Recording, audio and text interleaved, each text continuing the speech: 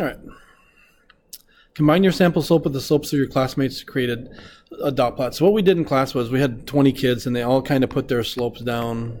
Our slope was 0.236, 0.236, maybe a point right there. And what we were doing is we were creating a partial sampling distribution of sample slopes. Obviously, we don't have enough points. I'm just going to make up some points, I guess, so we can just talk about it. And I do have a graphic a little bit later that gives us a better picture of the sample slope. So maybe we get something like this. Each point represents B, a single sample slope from a sample of size 15. So what special name is given to this? This is a sampling distribution of sample slopes. And this is going to be kind of key to everything that we do here this unit. This distribution, whether it's normal or not, is going to tell us some information. How spread out it is going to tell us how good our estimators are. If it's really spread out, then we might get estimators out here that are far off from the true value. Or if we have a tight spread, then we know our estimates are going to be relatively close. And what's the center of this? What's the middle of this? Should be the true population beta.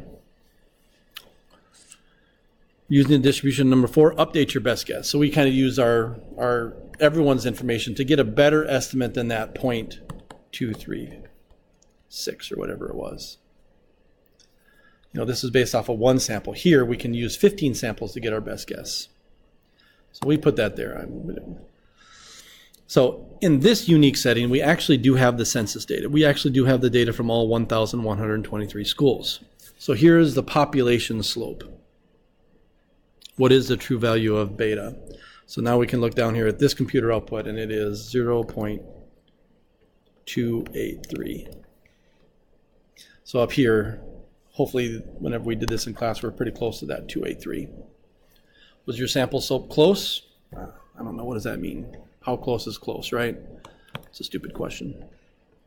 It was 0.236. How close was it? Well, it was a bit off. Was your best guess from the class? Closer. And that's kind of what we were looking for here, is that the class's best guess with everybody was closer than this one, for most people anyway. So here is a computer simulation of 500 simple random samples where I calculated the sample slope. So each one of these is a sample slope B. Now we get a much better picture of what this distribution looks like. It looks like it's fairly normal-ish, certainly unimodal and symmetric. We can see how spread out it is. And most importantly, we can see that the center looks to be right around here. Does it look like the sample slope is an unbiased estimator? Well, 0.283 looks like it's about right there, 283. So that looks pretty good. It looks like the mean so I'm going to say yes. Why? It looks like the mean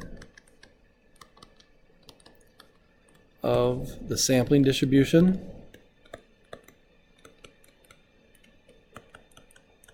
sample means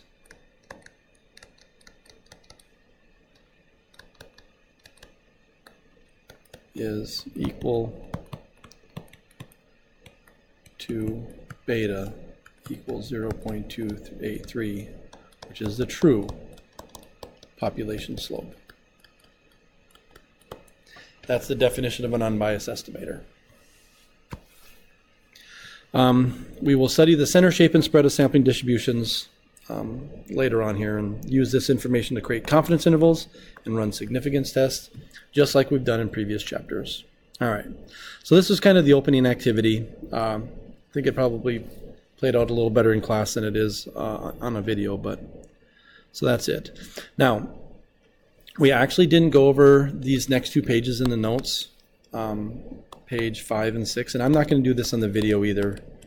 This is basically an exact excerpt from the chapter 3 notes. I basically took the main ideas in chapter 3 and kind of put them into these next 2 slides, kind of. So read through it. But like I said, it's review from chapter 3. Or go watch the chapter 3 videos, whatever. I'm not gonna read it to you. All right. So now let's get back into it and start talking about inference for these linear regressions. I'm going to start a new video.